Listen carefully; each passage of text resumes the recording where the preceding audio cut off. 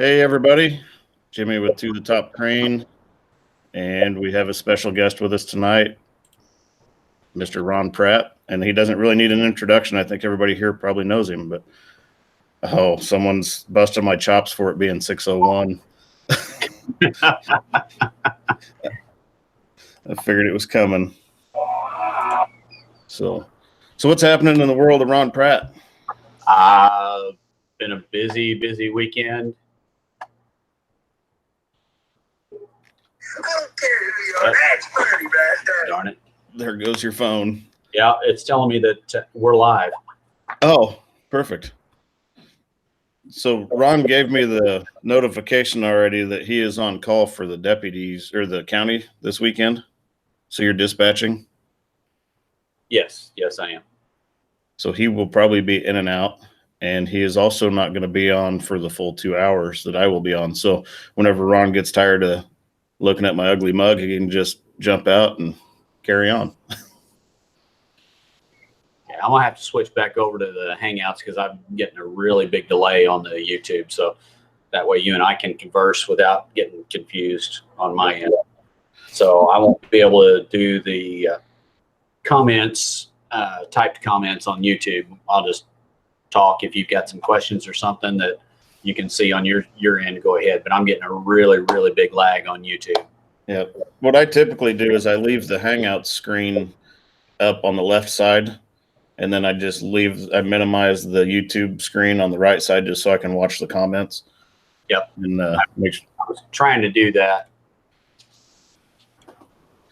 Yeah. So let's see see if we got any questions or comments. We got a whole bunch of comments, but I don't know about questions yet.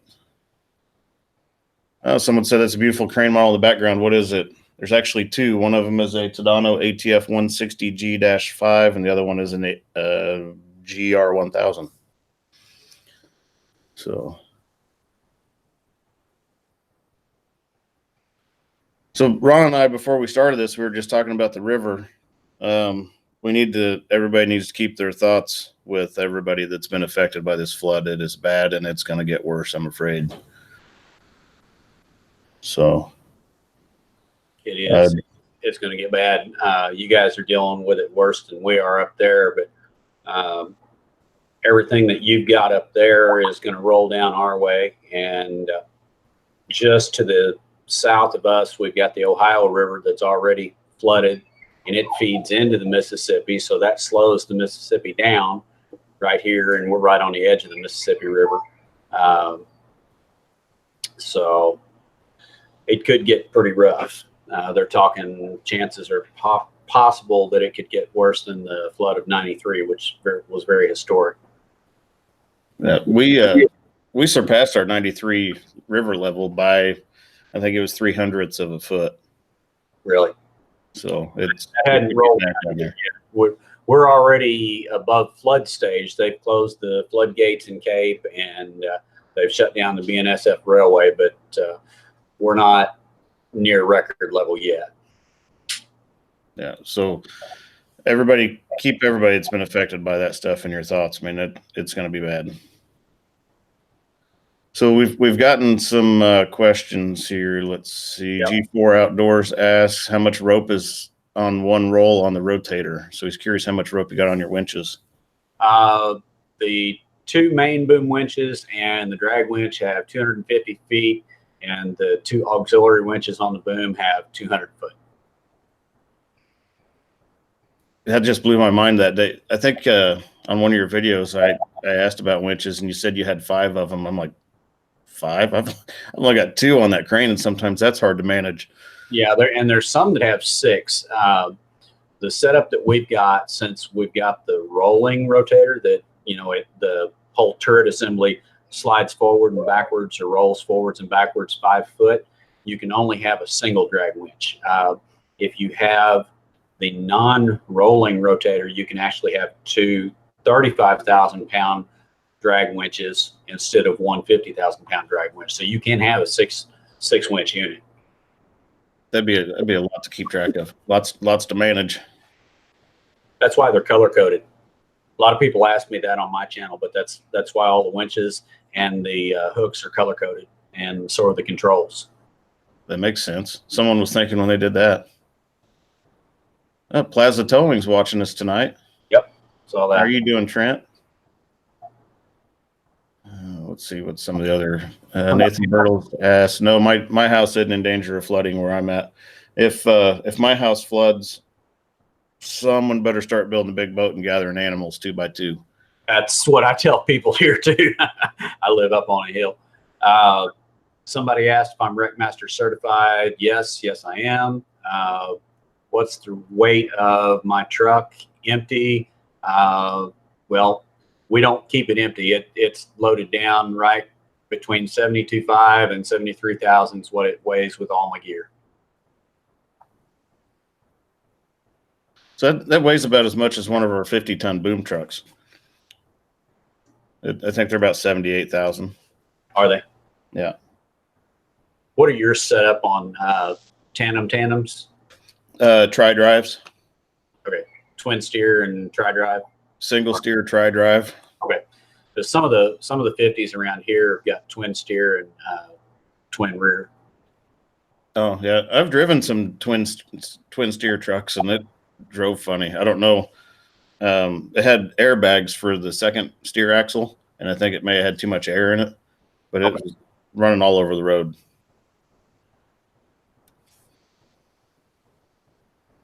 Let's see what some of the other comments. Someone asked if you've ever thought about doing instructional videos. I've thought about it. I kind of teach as I go along anyway, but to say that this is the way you should do it or this is the way you shouldn't do it, I try not to get into that. I just show people how I do it because there's so many different ways that it can be done. My common analogy, and I think Jimmy and I have talked about this before, there's any number of ways to get to the number 10. You can add 1 + 9, 2 + 5, 100 divided by 10. The end result is we all get to 10 safely. You may do it a different way than I do. It doesn't mean that you're wrong or I'm wrong. It's just we do it differently. Yeah. To throw out a video that specifically says, hey, this is an instructional video, opens you up to a lot of liability. It does. It really does. And my theory on that is there's no point in opening yourself up into that kind of liability. So, I do stuff on my channel that I've had people question me about, and it's like, I may do it differently than you do, but as long as the end result's the same. Yep, exactly. As long as we go home at the end of the day safely, that's the key, making sure that we make it home, especially with what we do out there on the side of the interstate and stuff. It's dangerous work. Well, not putting what you do down, because your stuff is very dangerous as well. Wow. It's it's apples and oranges. And I get that question a lot. They're like, how do they compare? And it's apples and oranges. Even if you compare the Rotator to a crane, they both lift things, but I can lift things a lot heavier and further, but I also can't pull things out of a ditch unless I pluck it straight up. Right. Where the Rotator is designed to recover equipment and pull heavy things and pick things up, whereas the crane's designed to set stuff on top of buildings or a long ways away. So, well, something else too, the Rotator is designed as a rapid response emergency vehicle to be able to do, like Jimmy said, pull stuff towards you, not necessarily just lift. I get asked that same question, only in reverse. How does my truck compare to a crane? And do I have the same safety systems as the crane does? The answer is no. For that simple reason is because my max lift capacity is 100,000 pounds, but I may have to winch or pull up to 250, 300,000 pounds towards me. As long as I can anchor it, I can pull that much weight. And if I have the safety shutdown systems and everything and anti-roll systems, they're going to be going off and going crazy and shutting my truck down, and I'm not going to be able to get anything done. Yeah. Yeah. And I got that question. I think it was on my last live stream. Someone asked me about it. And I said, when someone calls a crane, it's generally out of a matter of convenience and saving money because it's a faster procedure than packing stuff up on a roof or whatever. I said, when someone calls a wrecker or a rotator, that's typically their last resort. I mean, you are the end all be all last phone call to make because they've exhausted their other resources. So let's see, G4 Outdoors. Can you say why the last BMW couldn't have just driven away? Actually, yeah, you all on the video didn't get to see it. The passenger side was totally destroyed by the guard cable system. There was pretty heavy damage on the passenger side. There was undercarriage damage to it because it had actually gone through the cables and gotten tangled up and then come back out of the cables again. So there was a lot more damage than what you saw. The driver's side looked really good and looked drivable, but there was a lot more to it. So Trent with Plaza Towing asked a good question. He said he would like to know the heaviest lift to date from both Jimmy and Ron and the challenges required to overcome to successfully perform the job. So as a guest, if you want to go first with that, run with it. The heaviest or the sketchiest? there's a difference.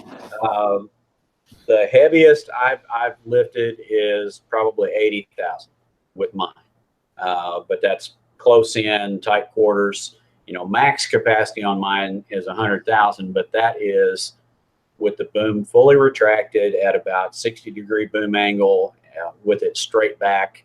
So with that angle, you're right at the tailboard. You're not going to be able. There's nothing that small except for maybe your hammer that we'll talk about later. But yeah, there's nothing that small that you're going to get right at the tailboard that you can lift. So 80,000 off the side is my max lift with that truck by itself without assistance. We've lifted heavier loads, but with assistance from our other trucks. Yeah, like the capabilities on the Tadano that I operate, it'll pick up 400,000 pounds, but that's at an 8-foot radius. So, I mean, that's tucked up right between the outriggers or right at the back end of the crane. And realistically, you're not going to find something that's that compact, like you were saying, that you can get that close to pick it. But the heaviest thing I've picked was a 179,000 pound gas turbine generator shaft. And the challenge with it is I had to put 10 parts of line in because they wanted so much precision. You had to be able to cable up and down just like 16ths and 32nds of inches because of the way those things fit together. So that answers that question. Let's see. I'm probably botching this. Renal asked me, longtime subscriber, enjoy all your videos. I'm an overhead crane operator and have tremendous respect for everything you and your crew do. First of all, thank you very much. And for all the overhead crane operators, I have a great deal of respect for what you do as well, because I've had to do a lot of overhead crane training myself just to be able to prepare myself for when we got the Rotator, because we do have to perform lifts, not in the same manner that you do, but I did a lot of crane training myself just to prepare myself. Yeah, and that's one thing that's been touched on before too, is how I felt as far as rotator operators rigging loads and stuff for lifting. And after watching your videos, I can tell you've had training with it. I mean, I can't imagine someone would subject themselves to something like that without training. But I'm sure there's going to come a point in time when someone steps in and says, hey, everybody that's picking loads with your rotator is going to have some kind of rigging certification to get it done. But, well, there are some states that riggers work with, certified rigging operators or certified riggers work with their rotators. I think some in Canada are required to do that. I don't know about the states, but eventually it'll happen. I can see it happening. Yeah, I think it will too. And there's a great deal to learn as far as rigging. And one thing I tell people too is, there's 1,000 ways to rig a particular thing. It doesn't necessarily mean there's any one right way. You just got to make sure that you have your base, everything covered. You got enough capacity on your slings, your sling angle's good, your shackles that you're using are rated for what you're picking. I mean, there's a lot that goes into it, but as long as you cover all your bases, it doesn't matter how you rig it. Well, one of the things that I like about mine is having the option or multiple options of rigging with the 4 winches. Yeah, I could see that definitely being an advantage. I get 2 hooks. That's it. I gotta make do with what I got with 2 hooks. Well, I was trying to give Frank Hartmeyer, he wanted to see pictures of my tow truck, and for some reason, my link didn't go in. Try it again here. Try just throwing just a regular generic comment up there that says hi, and I'll make you a moderator, and then you should be able to throw that link in. Okay. Now you should be able to throw a link in.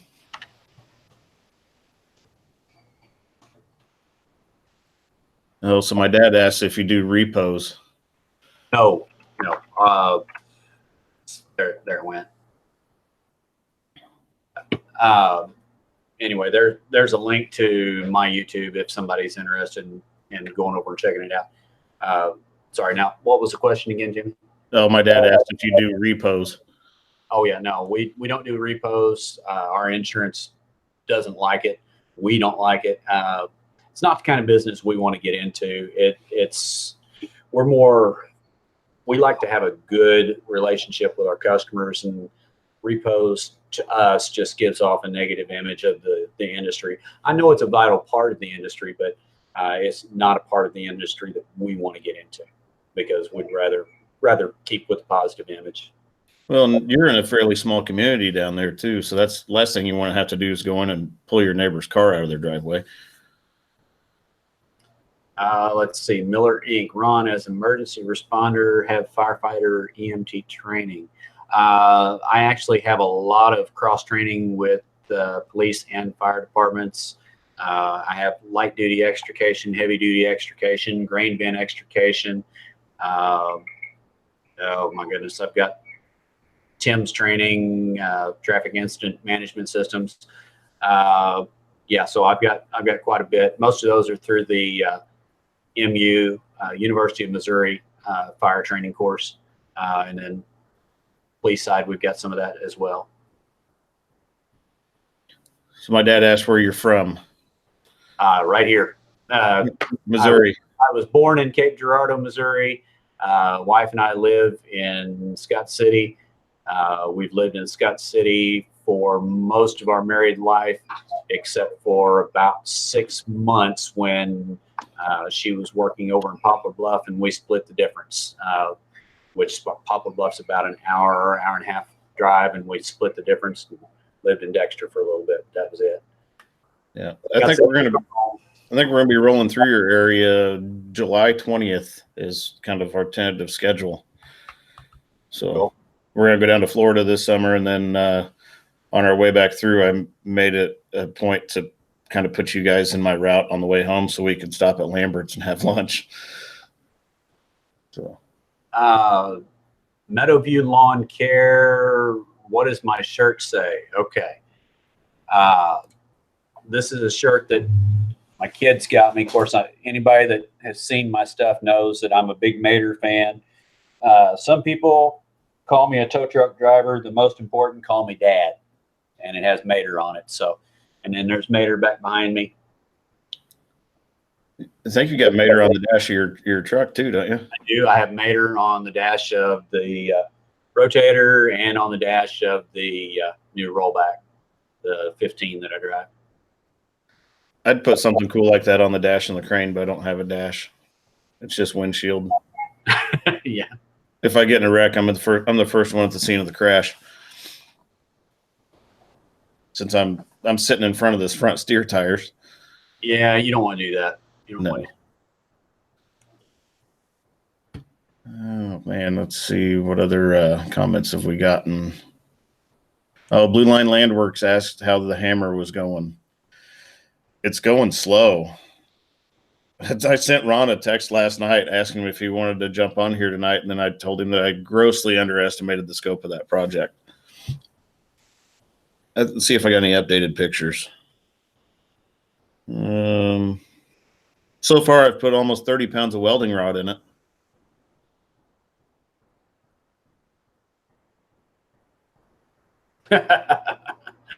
Somebody said, Jimmy, I want to see you and the Tandano run code like the Rotator.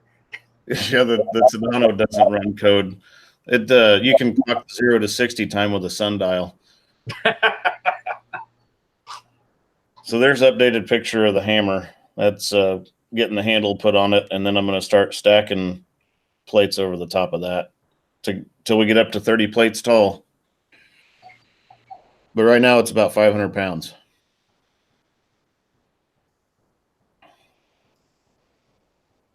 But so it's getting there, but it's slow going.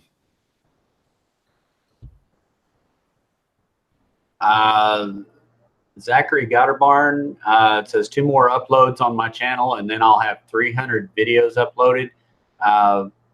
For some reason, my screen shows that I already have 303. I guess some of those may be private videos or ones that I've made private. So apparently, I guess public videos, I only have 298. I only see what I have total. So yeah, I think that's probably, if you've got any private videos, that counts towards your count, but not everybody else's. Correct. Yeah. Oh, Von Heels asked a good question. He said, for both of you, how long would you like to see a new operator work with an experienced person before you turn them loose on their own? So I would say at least a few years on the crane side of it. And that would be to get into a smaller type of crane. To get into like the crane that I operate on my channel, it takes some time because there's so much stuff that can go wrong. Yeah, it's the same here with us. I mean, I worked heavy duty recovery for 28 years, I guess, before we got the Rotator. So I had a lot of training and experience before we got the Rotator. It is not something that I would suggest someone just be thrown into. Of course, people can. If they've got the money, they can go out and buy a Rotator and start operating it tomorrow. I wouldn't suggest it by any means because they're going to get themselves or somebody else hurt. Yeah, same thing with cranes. And I had someone comment earlier. I just briefly read the comment. They said they just turned out with their crane certification and immediately jumped into a link belt. What was it? It was a 65-ton rough terrain crane, which, I mean, I guess, but to me, that's a lot to manage for someone that doesn't have a lot of experience. There you go, Jimmy. It's something I was going to ask too. How's your wife? She's doing very well. She's almost done with physical therapy. Her neck's still been bugging her some, but she's doing good. She's going to make a full recovery. We've already replaced her car, and now it's just up to insurance stuff. So got a few months of sorting that stuff out. But cars can be replaced. You know, it's just glad that she's still amongst us.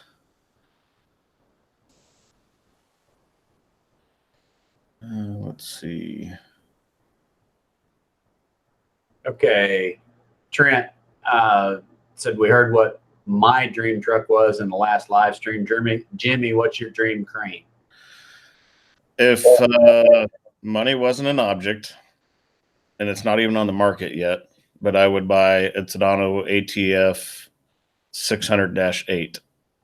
And it's a 600 metric ton, 660 US tons, 8 axles.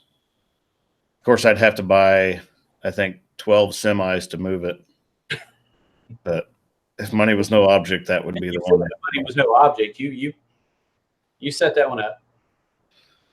Yeah, I mean, I don't know what it's going to cost. I'm going to guess and say that, and this is just a spitball. I'm going to say to get that crane to the United States is going to be between $12 and $16 million. Wow. That's just transport costs. Well, that's to buy the crane and everything. It comes with 384,000 pounds of counterweight. Wow. So I mean, it's a lot of money, but it's a neat machine too. It's going to change the industry, I think, as far as the way cranes are concerned, because anything over about 500 tons, they have a Y arrangement on the back of the boom for boom stability. And instead of doing that, Tadano has developed a system that uses a triple boom. So it's got one central boom in the center and then two booms that kind of like Mickey Mouse ears at the top corners. And that's what it uses for boom stability. So it's going to be a neat rig. Miller Inc. asks if I own the business. I do not own the business. I just work there. And fortunately, the owner of our company and my boss and stuff, they're great to deal with, and they're good with this YouTube thing, as long as I don't get carried away and get anybody in any trouble. Okay, someone asked about running code and how we're able to run code in Missouri.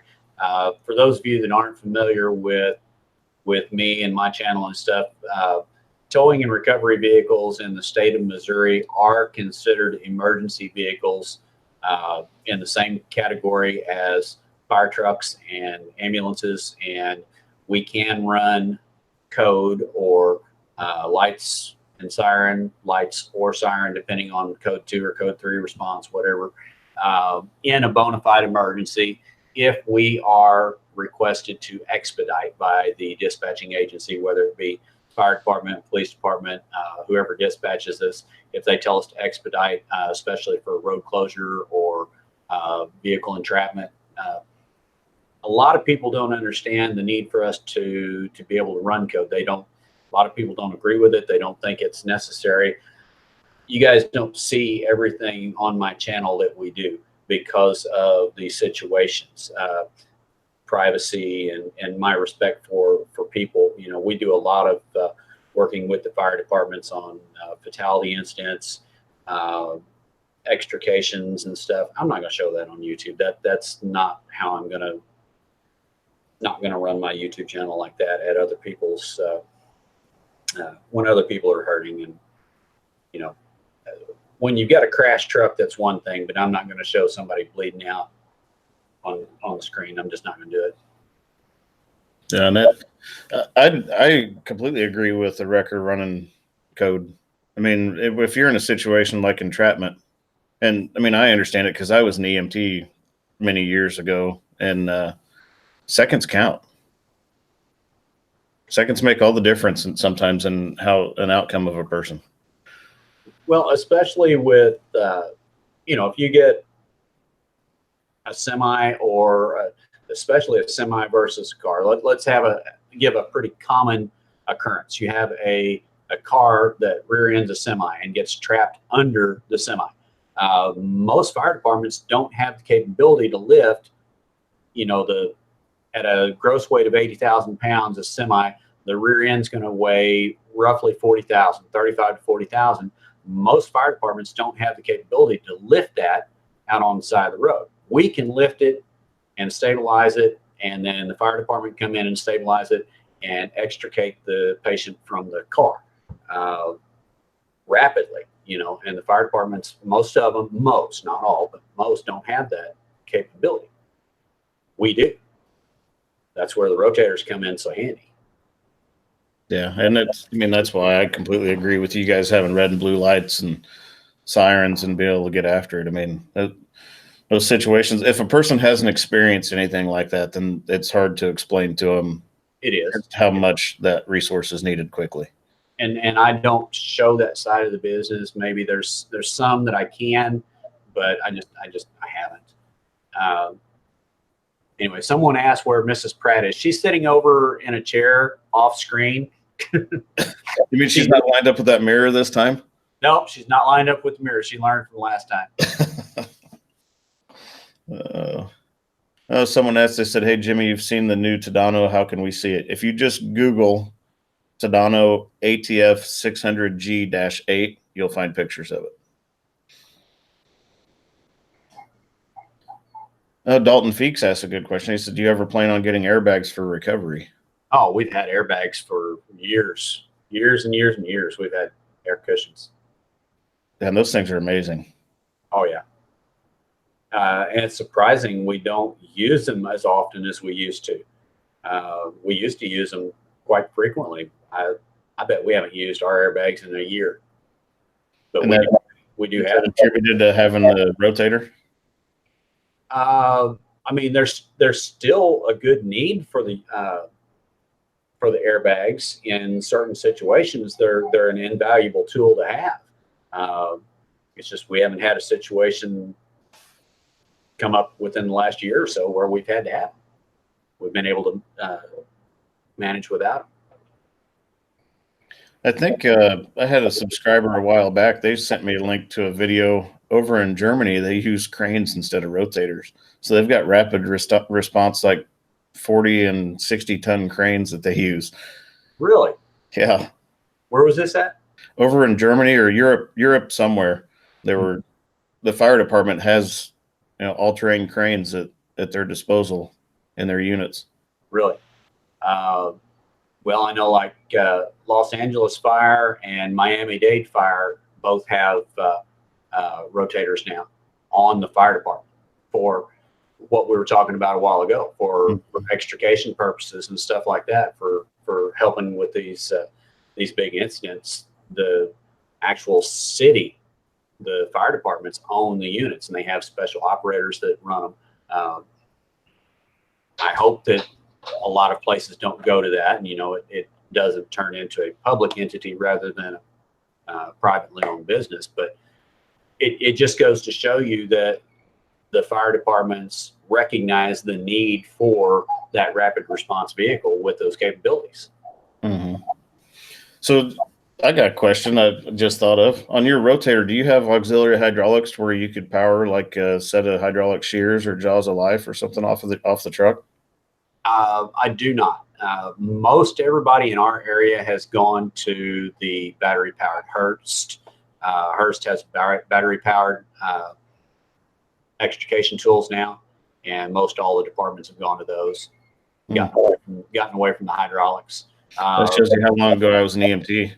Yeah, even my stuff, I'm switching over to all battery-powered. My chainsaw, my heavy cutoff saw, everything I've switched over to battery powered now, for the simple fact that you don't have to worry about carrying gas, you don't have to worry about mixed gas, you don't have to worry about gummed up carburetor. You've got all the batteries that are interchangeable.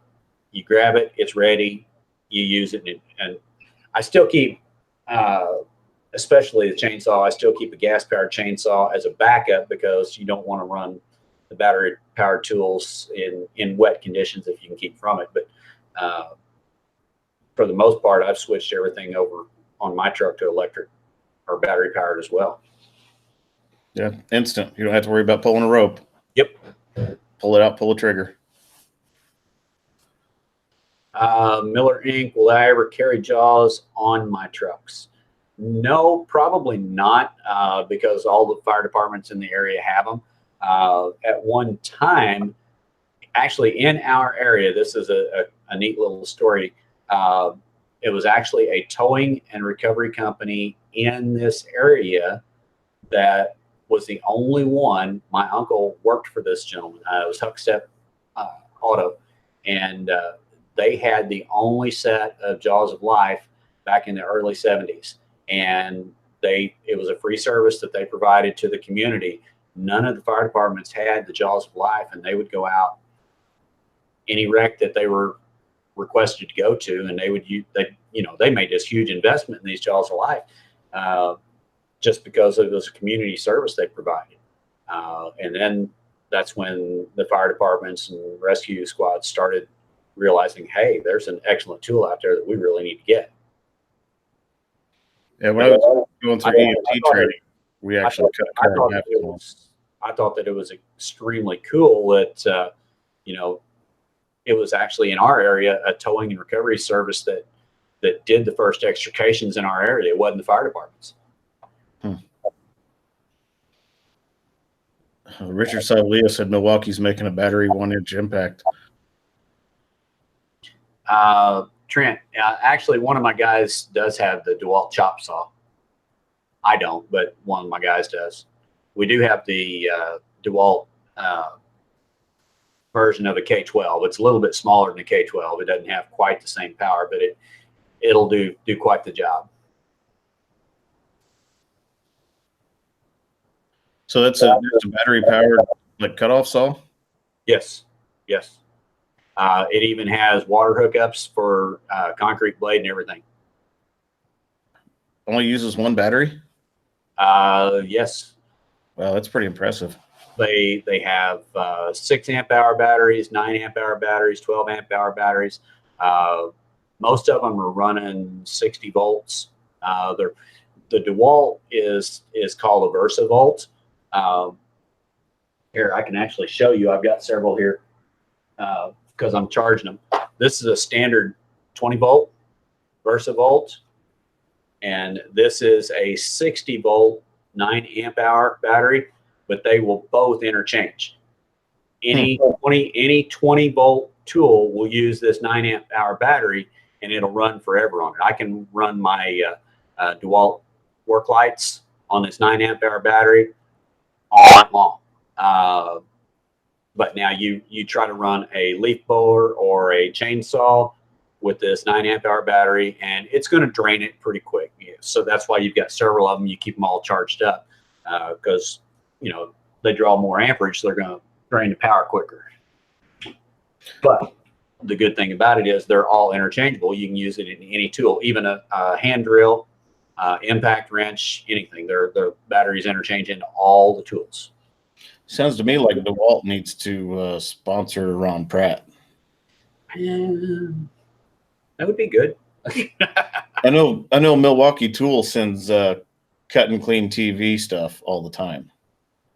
And I think Cut and Clean's on here. He's watching. How many subscribers do you have now, Andy? I think last I checked, he was like 13,000 maybe. And you've got 200,000. I think DeWalt could probably kick you a truckload of batteries for free. That would be lovely. I've heard horror stories, though, of some of the sponsorships, not necessarily DeWalt, but some of the sponsorships and the things that they require a YouTuber to do just to keep up or maintain those sponsorships. I'm trying to be very careful not to get pinned down by stuff like that. Yeah. Everything that I use on the trucks, the DeWalt stuff and all, I bought it myself out of pocket. The company hasn't bought the DeWalt stuff. I have, because it's tools that I use myself. The company didn't buy it, and that's something else. If you weren't watching my last live stream, I don't own the business. My parents do. I will someday, but I don't right now. But yeah, all the stuff that's on the DeWalt tools, the hand tools and everything, I bought all that myself. Yeah, I know G4 Outdoors said Cut and Clean is spoiled. He's got 12,000 subscribers. And I think the Milwaukee stuff he's getting isn't on a contractual basis. I think they're just saying, hey, try this out, and if you like it, make a video of it and keep it. That's awesome. So yeah, there's Cut and Clean right there. He said the DeWalt blower eats batteries fast. Yes, they do. They both. My wife just used it earlier because we've got one. We were over. I told you I was running a little behind. Didn't know if I was going to be here because we had a project at my mother-in-law's. My wife was using my DeWalt blower, and it had that same 9 amp hour DeWalt battery in it, and she drained it. I had another one in the truck and swapped it out, but that's why I said I had them in here charging. That's why, because she was running it blower earlier. Yeah, I think we need to hit old DeWalt up and spread the word that they need to give old Ron Pratt some batteries. You'll end up with we'll do that, and you'll end up with a pallet load of them. They'll go bad before you can use them. Hey, I'm not gonna complain. I'm not gonna turn them down. Cut and Clean just said, don't let them require anything. You make the rules. So I mean, if they want the publicity, you hold all the cards. Yep. I've been approached about certain things, and you know, when they start asking for me to do this or to do that, I'm like, no, you know, I do my thing because I want to. I don't do it because somebody's paying me to do it or I have to do it. We're going to run the channel the way that God directs us to go, and that's just the way it is. Yeah, I would say you keep doing what you're doing. I mean, you're having great success with it.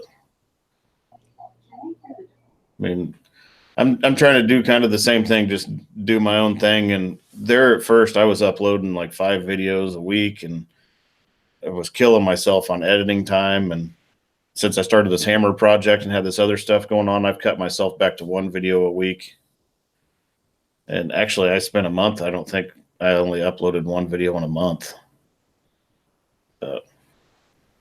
James Bergeron, what's the longest time that you have been on a tow for?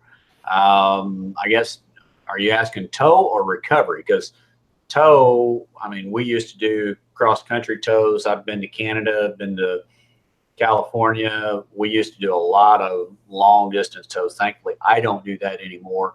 I stick around here for the emergency response, but we still have other guys that do some of the long-distance stuff. Well, if you're ever up in this area, feel free to stop in. Well, you know, what was it, a couple weeks ago? I told you Talon was up at KC. Yeah. Yeah. If he makes it back up this way, shoot me a message and I'll see if I can meet up with him. Okay. I mean, Kansas City's only 50-minute drive for me. So that's not too bad. How about the steel battery pack? I really don't know anything about them. We already did.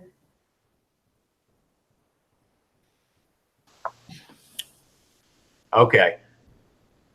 The question of the violin has been asked 9 times. For those who didn't watch my live stream last time, my wife, my son, and my daughter are musically inclined. I am not. So any musical instrument, the piano, the drums, the violin, whatever, they aren't mine. They're my wife's or my son's, my daughter's. Violin actually belongs to my wife, though. I'm musically declined as well, so don't feel bad. You have a lot. David Rigoni says the rotator pulling the Tadano. Unfortunately, we're 6 hours apart. I'm actually working up a video of me towing a crane. I don't know if it's quite the size of the Tandano or not, but I think I sent you a picture of it, didn't I, Jimmy? I don't know. I remember you telling me about it, but I think you did send me a picture of it. It was a 90-ton, I think. Yeah.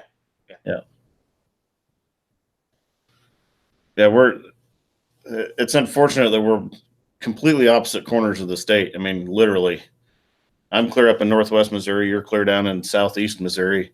But it'd be cool to do some collaboration video with the crane and the rotator. But I don't see my boss letting me take the old Tadano to Scott City. It'd be a long trip, though. At 53 miles an hour and 1 mile per gallon, it would be long and expensive. Yep. And the amount of depth that I would go through. Oh, gosh. Well, going down the road, you wouldn't use as much probably as you would sitting still. You use more because, you know, my truck gets more hours than it does miles, the rotator. And you use more depth sitting still because it doesn't get up to highway speed and burn off. So it has to go through more regens. If yours is anything like mine, it has to do more regens and uses more depth that way. Because it doesn't get from to Kansas City and back, I'll use about 6 gallons of def. Wow. 6 gallons of def, and I think it's about 110 gallons of diesel. But it's a big machine going down the road. Oh yeah. What does yours weigh roughly? 150. 150. Okay, yeah. I could tow it. It would have to be a flat tow. Trent was just asking. Yeah, it would have to be a flat tow for sure. You wouldn't be able to lift the front end. I don't think. And it's 85 feet long and 11 and a half feet, or 11 feet wide, 11 and a half. I've told them before that. The old rotator had something back there. Oh yeah, it did that day that on this last crane that I towed. That crane wasn't near as bad though as some of the heavy hauls we end up having to move. Those are really bad. Tom Winiger says rotator wheelies. Oh, you try to avoid those. Those are a bad thing. I know you see them on TV on these shows where the trucks with the front end up in the ground and are off the ground. That's really not a good thing. I'm sorry. It's hard on your truck. It's hard on equipment. If you get the front end off the ground, you need to figure something else out and change directions. Yeah, someone asked if the Tadano could pick the rotator up. I could pick Ron's rotator and Trent's rotator up at the same time, but we'd have to make them really small so I could get them between my outriggers. No, actually, yours is 70. You said 78,000, roughly. Mine's 72.5 to 73, depending on the amount of fluids in it. I'm just guessing without my load charts in front of me, but I think I could probably, with full counterweight, I could probably pick that up about 45 feet away from me. Okay. Thereabout. Okay. Answer Aaron, please. What is Aaron's question? G4 Outdoors. What was Aaron? Have you ever thought about doing a history video, Ron? I think it would be neat to hear the entire history of Midwest Tow and Recovery. That is a good idea. I haven't done it. I did do an interview with. There's my phone. Hold on. Yep. Okay. I did an interview with Talk CDL podcast, and we went into quite a bit of the history of the company there. It's still up. You can go to their website and pull it up, and it's about an hour, and I think a little over an hour long. It was a pretty good interview. We had a good time. We delved into a lot of the history of the company there too.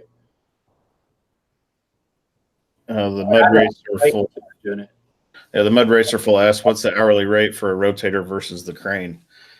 The crane, it just depends on how it's configured. I mean, it can go anywhere from $450 to $1,000 an hour for a 200-ton crane, and then you get into the bigger cranes, and they're a lot more expensive. Yeah, the rotators, we really don't discuss pricing because what I charge here versus what Trent charges in California, or there may be another company in Kansas City. Their area is different than, even though it's just 6 hours away, they may not charge the same rates that we do. You just never know. Yeah. Sorry, Jimmy, I'm gonna have to. No problem.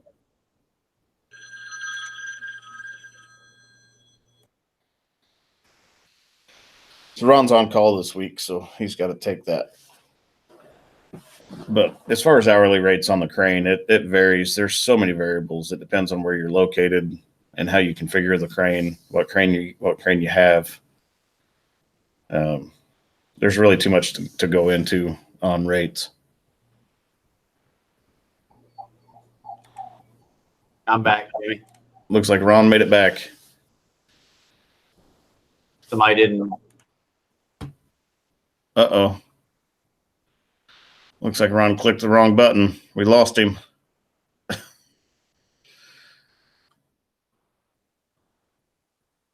Von Heels asked if I put the stuff back in the river yet. Not yet. The river is still up. They're not forecasting the river to be below flood stage up here, I think, until maybe Saturday. Oh, Sandy says the crane they have putting up the microwave relay tower for us is running about 2,100 an hour. It must be a big boy.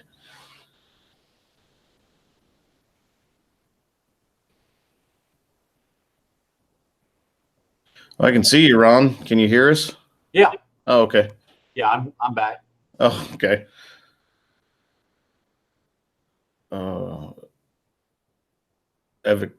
Eviction. Or eviction, I guess is how you'd say that. How do you feel about full-size overhead remote control cranes? I think on the overhead cranes, like that are on a gantry system or whatever, they would be okay. But like the 200 ton that I operate, it's remote capable, but I wouldn't operate it by remote. I've heard horror stories of people that have turned cranes over because being outside the machine, you can't feel what it's doing. And, if you get an outrigger that's sinking, that's information that you really like to have when you're operating a crane. Yeah, I think we use the same terminology that you do, Jimmy. We talk about a rotator floating. You don't want your outriggers to float. That means you've got way too much on the boom, or it's stretched out too far. Means one of your outriggers is coming off the ground is what floating means, and you don't want that. That's a recipe for disaster. You try to avoid that at all costs. There's actually some cranes that have, like some of the RT cranes, rough terrain cranes, the ones with the big tires on them that, well, kind of like the one you used in the video, or that was in the video with you when you were setting that box culvert. Some of those have a load chart for 3 outriggers on the ground, and one of them picked up. Really? Yeah. Okay. And it's just from deflection in the frame of the machine from it twisting. McKinney 3 McKinney asked, do you charge based on 4 8-hour minimum? It just depends on the crane and where we're at. So I think your rotator is remote or stand at the side and operated, isn't it? It is. It is. Which I could see that being extremely handy with what you're doing, pulling rope out to connect to stuff and keeping it tight. And well, you can step back and watch the whole scenario. You're not limited to a view from the seat. Not saying anything negative about a crane. I'm just saying it allows me to get a larger view, a better perspective, if you will. Yeah, that makes perfect sense, especially being on the side of highways. And LaDonna, can you get this, please? if you got to take care of stuff, Ron, by all means, feel free. You're not bothering me a bit.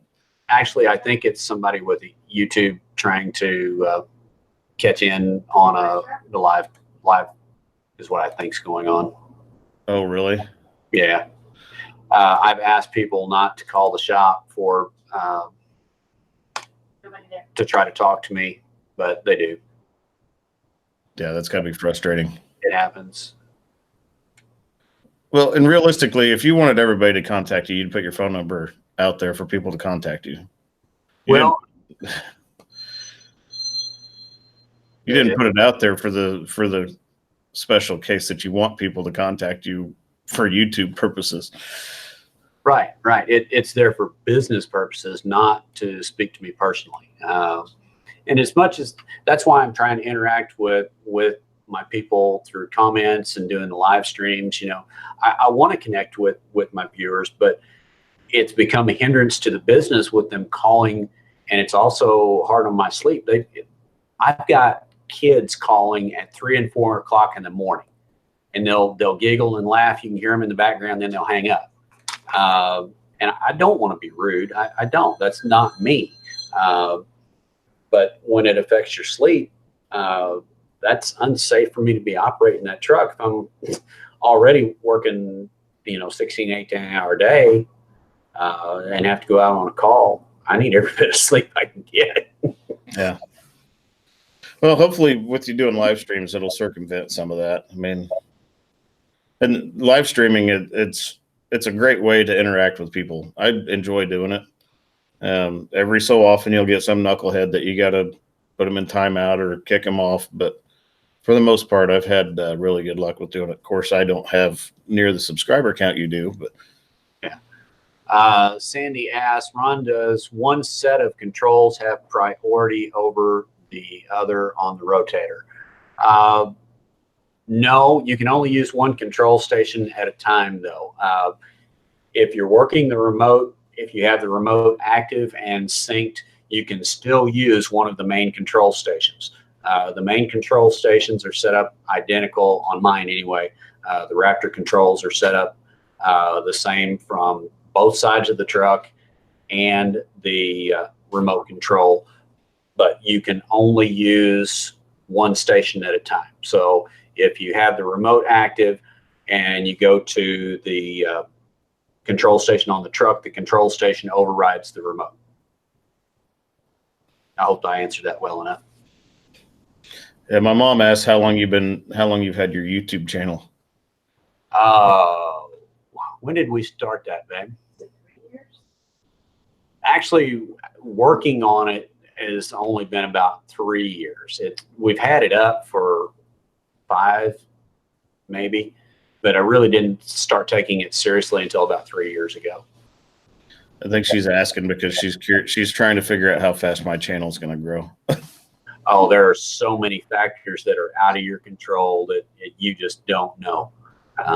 Like mine just kind of stayed level for a long time, never grew, never did anything. Then something happened and it exploded. Somebody found me, posted one of my videos. Somebody else picked it up, and it just started growing exponentially from there. I've been extremely blessed over the last 2 years. Just like last year, we just broke 100,000 subscribers, and then within less than a year, we're almost up to the 200,000 subscriber mark. So it's amazing. It took a long time to get to that 100,000, and then within less than a year, we're almost double that. Yeah, it grows like this. Yep. And that's to answer my mom's question. She said, "You're too smart, Jimmy." And it's not that. I knew where she was going with it, but I think you told me when we were talking before that my first year of my channel so far has done better than the first year of your channel. It probably has. But it's going to do what it's going to do regardless of, as long as you just keep putting content up. And I really didn't put a lot of effort into mine when I first started. It's kind of a running joke. My son kind of pushed me into it, and he said, "Hey, Dad, you need to start this YouTube thing." And I'm like, "What's YouTube?"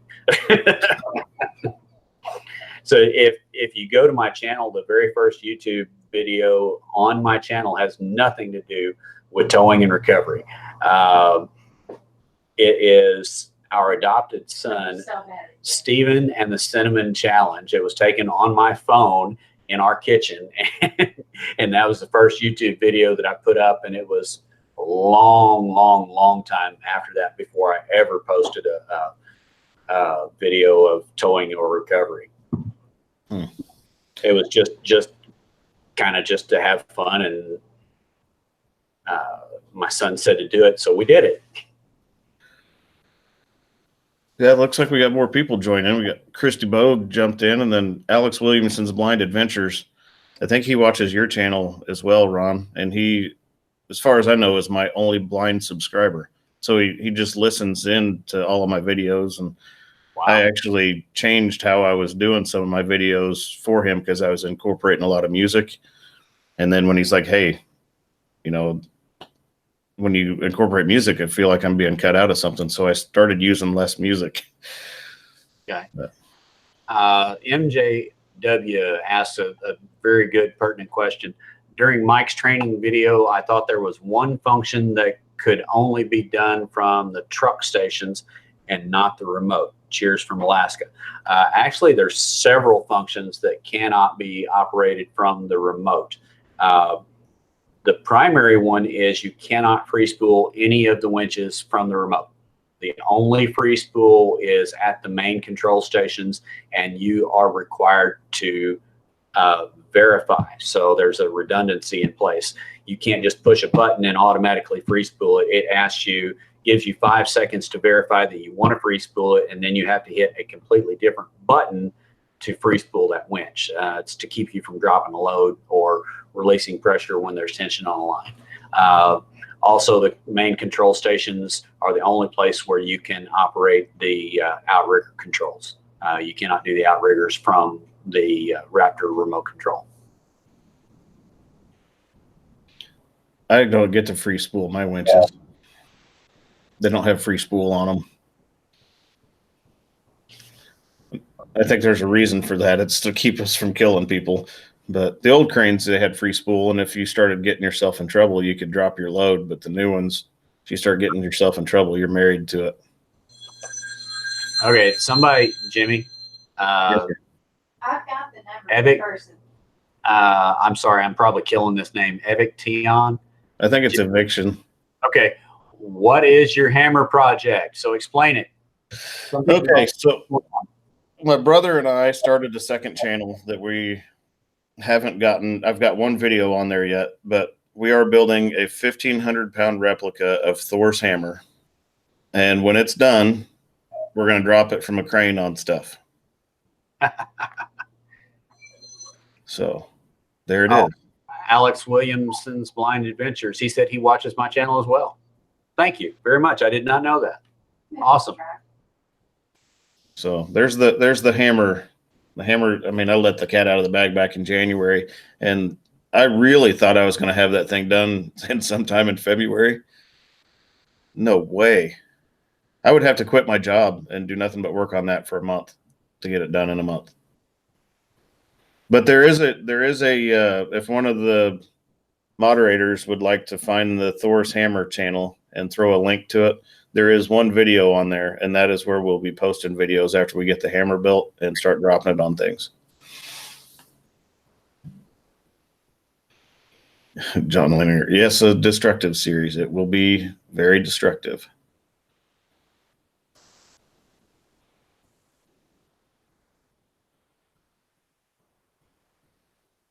Sandy, such a crazy, wonderful idea, Jimmy. If you want some hard drives to smash, I'll box them up and ship them to you. We'll do it.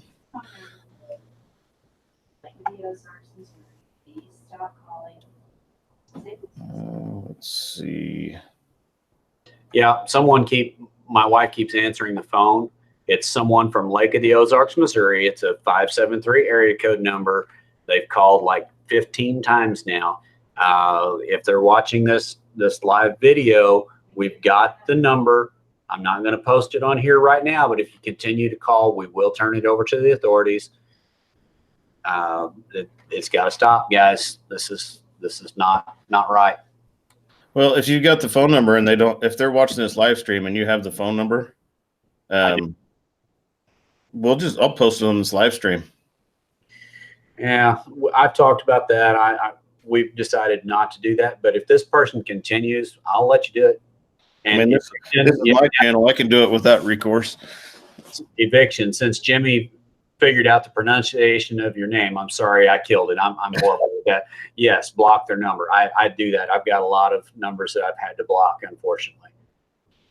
So if you're looking for the Thor's Hammer, I don't have a link brought up, but here's the header for the channel.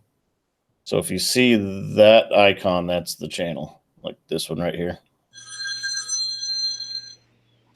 All right. They just called again. My wife's bringing me the phone. Here you go. Lake Ozark, Missouri. 573-693-0626. Well, that ought to be interesting for them for the next 4 days.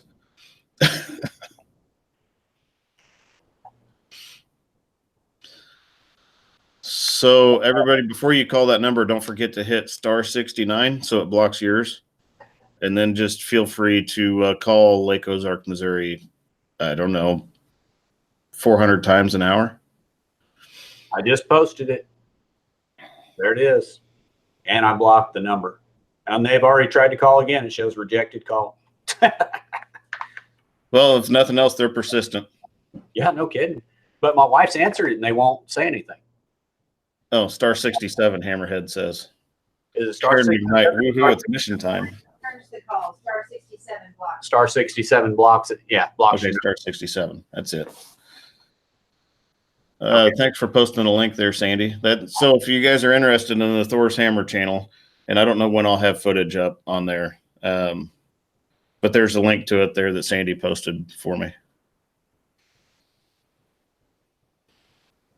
Lester and Thompson, I posted the number above, just up above you.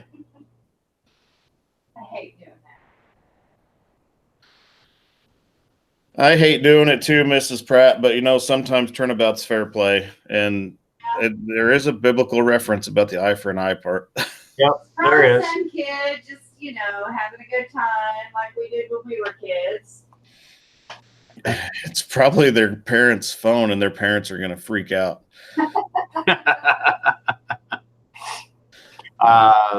Jimmy, there's a question from you to you from James Bergeron.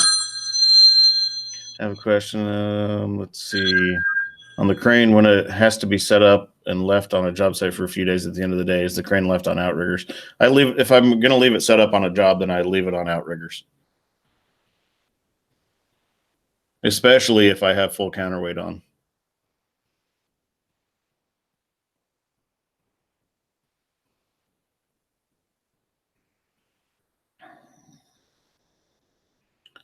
Meadowview Lawn Care says, do you guys help with tree removal? We do occasionally do some tree removal with arborists.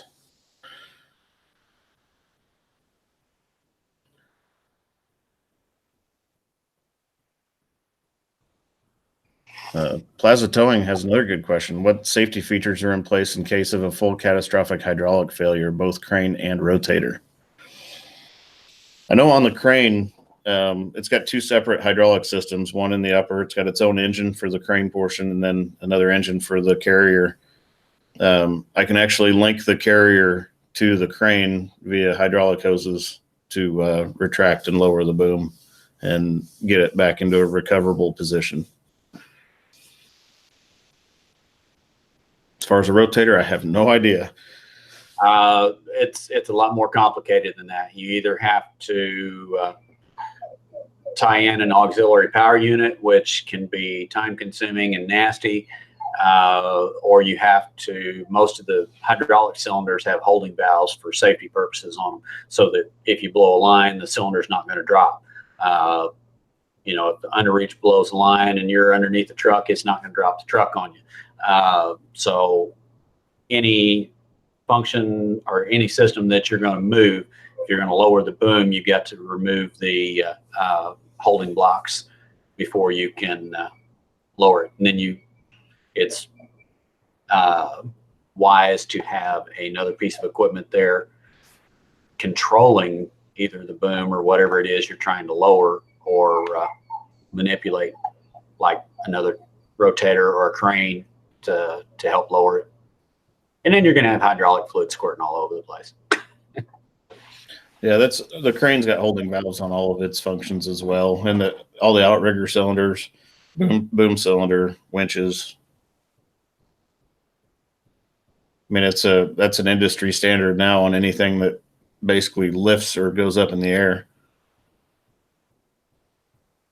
Oh, I guess that's not even a real phone number. Someone says it's one of those app phone numbers. I'm just reading because after we posted that number, they started calling from a St. Genevieve number. So of course they did. Yeah, and they've called 6 times now. After I answered once and they didn't do anything, I figured it out that it was the same people using the same method. But they've called 6 times since then, since they changed the number to the St. Genevieve number. Perfect. Well, I don't know what recourse we have now, short of, I don't know if there's any way to find them. Me either. It's just one thing that's got to deal with. I guess we need to find a hacker that's on a good side of the law, see if they can backpedal that number somehow.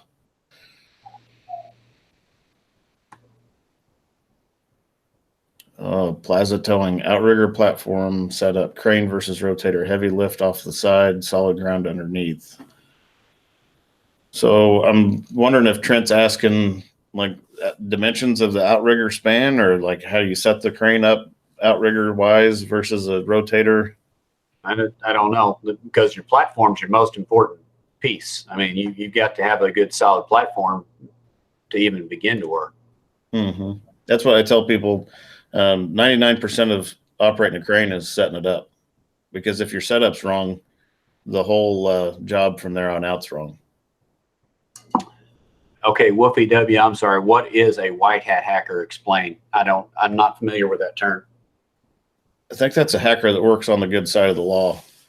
On the good side of the law. Okay. Yeah, that like goes after the bad hackers, and I think companies sometimes employ them to check their security on their websites and stuff like that. Okay. Oh, Trent wants to know how I would set up. My heavy lift, my load chart's a 360-degree load chart, so it doesn't matter. I can pick the same over the front as I can over the rear, or over the side, or over the corner. My load charts don't change according to where the crane's rotated to or slewed to.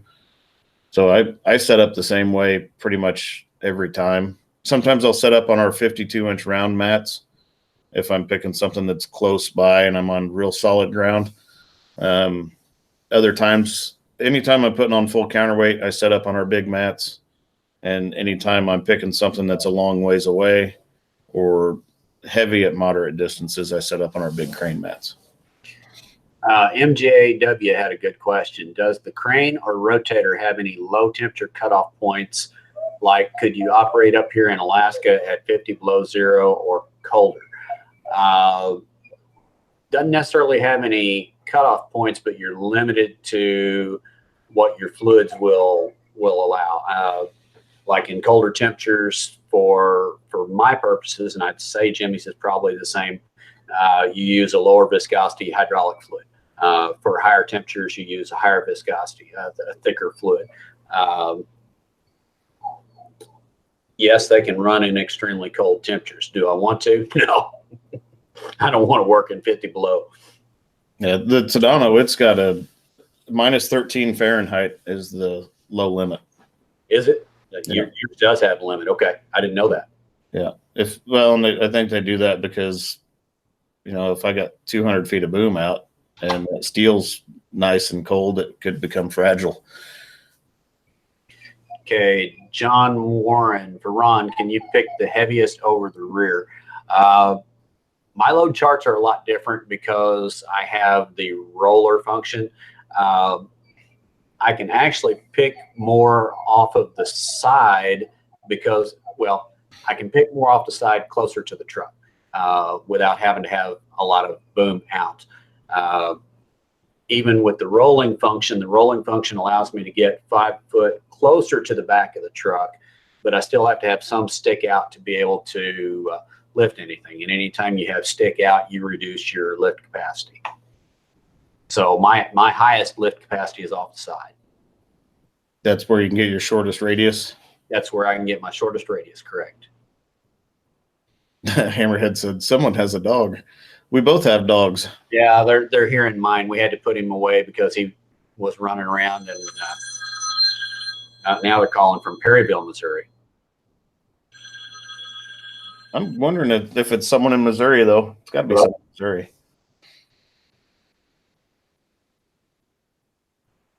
Hello, you're live with Jimmy and Ron. Nothing. Oh, that's frustrating. At least they could say hi. Yeah, if they're going to call you, they should at least say hi. Yep. They're going to do it the whole time. Someone needs a hobby. They're just switching numbers every time. Huh. I'm going to go ahead and post both of these too. That's the Perryville number. And let me get the other number they've been calling from. Well, we've got 190 people watching, but I'm sure they'll get some calls.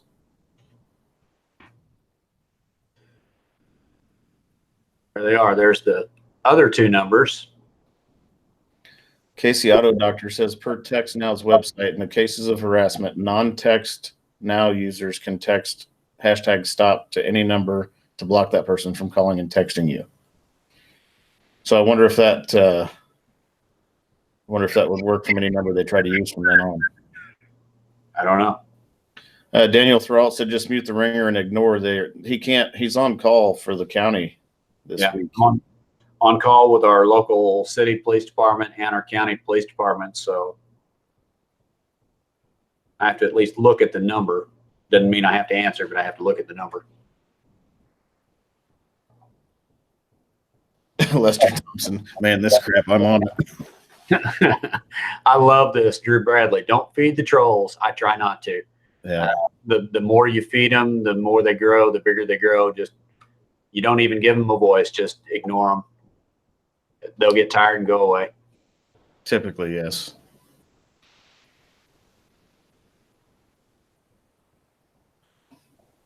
What do you do though, you know? Yeah. In the world of technology. Trent, our police rotations, they're very different around here. City rotation is a weekly basis, and there's requirements to be on any rotation. County rotation is on a monthly basis. We're on primary, and then we're on secondary call, and then there's a month where we're not on call at all. So 3 months out of the year, we're not on call with county. The rest of the year, we're either on first call or second call basis, but it goes in different zones. There's a south zone and a north zone. We're on the north zone of Scott County, the south zone of Cape County, and the Missouri State Highway Patrol got slapped with a lawsuit for actually having a rotation list, and now they no longer use a rotation list. They actually, the officer has the discretion to call whatever towing and recovery company they deem worthy of doing the call. Whoever they think can handle the job, has the equipment, the knowledge, the experience, and can get there the quickest. It's the way I understand it, it's officer's discretion with the highway patrol anyway. If it's blocking a roadway. Now, if it's off on the side of the road, if it's on the shoulder, if it's not blocking the road, you know, customer has preference. They can call whoever they want to. Just depends on, let's see. So my dad asked what the fuel consumption of the Tadano is in Ron's biggest tow truck. The Tadano gets 1 mile per gallon. Roughly. Okay, Jimmy's Tractor, you tried to call it and it got rejected, so okay. I'm guessing your Rotator, what's it get, about 4, 5 miles per gallon? My truck, the Rotator, actually, like I said, it gets more hours than miles, basically. When we do the monthly and quarterly and then yearly fuel reports, it averages 2.5 miles per gallon. Oh, still not spectacular. Nope. That's why it's expensive to have your own business. It is. Your operating costs are typically more expensive than anything else other than the initial purchase. You know, like on the Tadano, if I take it to a job site and ruin a tire, there's $4,000. Oh yeah. That's why I try not to. I mean, I'm very picky of where I drive with that thing. And then I get the question a lot, how often I have to replace the winch cables. And I treat those winch cables like newborn babies because they're expensive. Oh yeah, you have to. I don't know how much yours are, but we just bought a new drag winch cable. We haven't put it on. We keep it as a backup, but we just bought one, and it was over $2,000 just for the drag winch cable. And I'm sure yours are a lot more expensive. Yeah, I've got on my main winch, I've got 1,100 feet of 21.5 millimeter. And then the auxiliary winch is 880 feet of the same stuff. Sandy, do I use the drag winch much? No. Unfortunately, there's a problem with the design on my drag winch, and I don't use it like I would like to be able to, just simply because of what I believe is a design flaw. The approach angle on it is too short, and it all wraps up right in the center. And we've tried working on it. We've worked with Miller Industries and stuff, and we just had a lot of problems with it, and nobody's been able to figure out a correction to that problem yet. Hopefully. So Von Heels asked me if I can drag things towards me. Nope. Cranes are straight up and down only. No side loads, no dragging towards you, no pulling it away from you. It's straight up and straight down.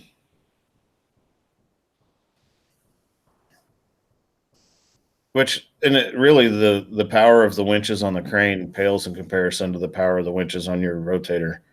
My line pull is only 16,750 pounds. Really? That's it. I get my capacity by adding more parts of line. Right.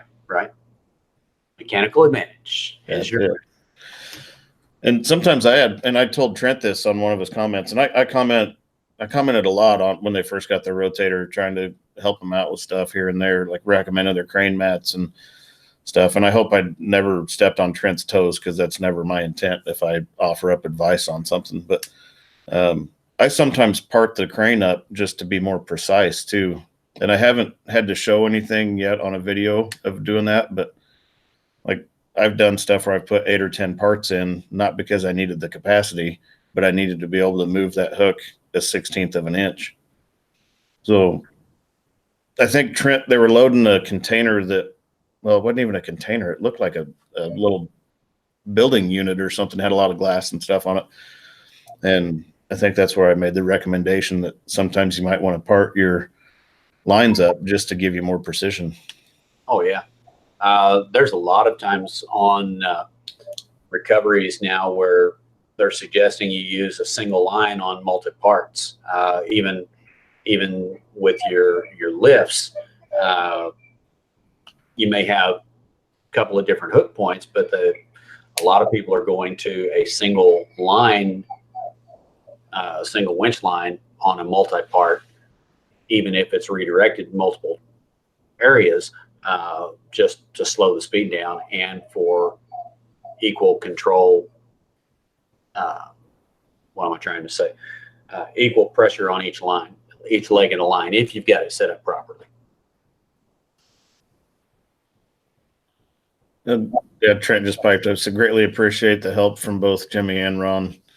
We've been very helpful in learning this new machine. And that's why I was hoping I haven't ever stepped on your toes with comments, because it's really hard to inflect tone in typed responses. And if I throw a comment in there, I don't want anybody to ever take it that I was criticizing.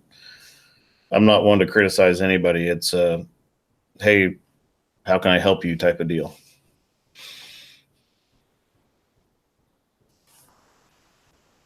Well, don't look now, Ron, but you've been on here almost an hour and a half. I saw that. I know you said you had stuff to do tonight, so I don't want to keep you away from anything. Well, I hate to leave people with unanswered questions. With the way your first live stream was, if you tried to answer every question that came up, you would still be doing a live stream. Scruffy 91, Ron, side lift of the monument headstone was a heavy lift. Yes, that was a heavy lift. That was, for me, that was probably one of the heavier at a low angle, because I had to have my boom completely flat, fully extended, to be able to reach into this cemetery, and first lifted the headstone, but then the foundation stone was 17,000 pounds, and with a flat boom, fully extended off the side, that was an impressive lift. I got to say that was impressive. There was a lot of boom deflection before it finally started to pick, but we got it. We made it. I liked when you picked the school bus up. Everybody loves the school bus. We tried to leave the school bus at home last year for the fair, the local fair. I mean, we did all kind of stuff. We lifted sea containers, sea cans, lifted 2 at once. We brought other stuff and lifted it in, and no matter what we did, everybody said, "Where's the school bus? Where's the school bus? We want to see the school bus." So we ended up having to bring the school bus in and lift it in the air again. So that's what people have come to expect. When I first saw that, I was playing the scenario out in my head that I wished I was closer, because I would like to recreate the Lee Bear deal where they pick up a crane with a crane with a crane, and I wanted to pick up Ron's rotator while he picked up the school bus, and have both Ron's rotator picked up by the Tadano, and then you have you pick the school bus up. Yeah, that video from Leibauer is awesome. If anybody hadn't seen that, that is awesome. The amount of time that it took them to do all the calculations to make that lift, I can't imagine that. That's impressive. I wouldn't want to set up the rigging. That would be Just the rigging involved would be monumental. And I'm still planning on going out to Con Expo next year, so I hope to see some pretty neat stuff out there, out in Vegas. okay. David Rigoni, what's the most parts of line you've used besides the Woods U-Haul recovery? Oh my goodness. It depends on if you're talking on one truck or if you're talking multiple trucks. We've had as many as 5 different trucks on one piece of equipment, with each piece of recovery vehicle having multiple part lines. So, you know, if we've got a big excavator or a dozer stuck, we may have 24 part line. If you include each different truck and all the different redirects, you could have up to 24 part line or more. So Brian Angel threw a comment out there. He said, what's new with the slow down, move over movement?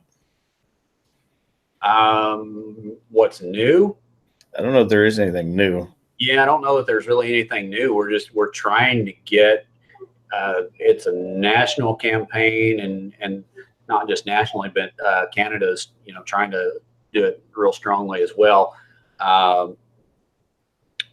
Basically, it's trying to get people aware of the slow down, move over laws that are in effect in all 48 states, contiguous United States. I'm not sure about Alaska or Hawaii, but I know in all 48 states there are slow down, move over laws in effect. You can't be, sorry, my dog's going nuts. I don't have to apologize. You can be fined, and depending on your attitude, arrested if you get cranky with the officer. But it's to protect people on the side of the road. It doesn't matter if it's a police officer, fire department, tow truck, or even somebody in a car. The ethical thing to do is to slow down and move over a lane. Okay, even if it's a car on the side of the road, what's going to happen if you're driving by at 70 miles an hour and they open their door? They don't see you. You don't see them. You don't move over. They open the door, wham, you're both in trouble. Or if somebody steps out from in front of that car. The main thing is, for the Slow Down, Move Over campaign in the towing and recovery industry, there are 6 people killed, or 6 people hit a month. 6 people killed a month. Is that right, Trent?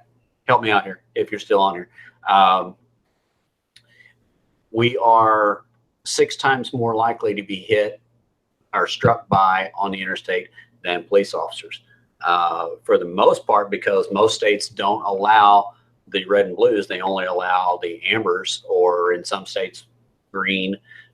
Just depends on the state. But the red and blues make a huge difference. People respect the red and blues much more than they do the ambers, because they see the ambers on everything. And to them, it's not an emergency vehicle if it has amber on it. They just don't seem to pay attention. Then you have, unfortunately, this thing right here, the cell phone, which distracts people daily. I mean, we have more car wrecks from distracted driving now than we've ever had. And it's just a continuing problem. Yeah, I think they ought to make it mandatory countrywide to have red and blues on recovery vehicles. mean, just like you said, you see amber flashing lights on DOT trucks, on job site equipment, on, you name it, a construction vehicle or DOT vehicle has a yellow light on it. People don't, like you said, they don't pay attention to it. It's no different than backup alarms on a job site. Once you've been around them enough, you just kind of quit paying attention to it. Unfortunately, yeah, they're kind of like background noise, but you've got to have that situational awareness, especially in out on the interstate. I mean, my wife can't watch my videos, a lot of them, because my head's moving too much. They make her motion sick. And I say, it's not something that I'm doing intentionally. It's instinctive. I'm looking around, surveying my situation all the time to try to make sure I'm not going to have to dive out of the way at the last second, to try to save my life because somebody's not paying attention and they're about to hit me. My head, police term is, or military term, keep your head on a swivel, watch your six. We're constantly doing that. We have to be able to go home at night. Yeah, and I've done the hard hat camera thing a few times, and I didn't realize how much I look around until I started watching that video. And I don't do it a lot because I think it would make people sick. MJW said that the slow down move over is in Alaska. September of 2005, it became law in Alaska too. So that's good. That's good. Excellent. And given the size of that Tadano, it amazes me how many people don't keep their distance from it.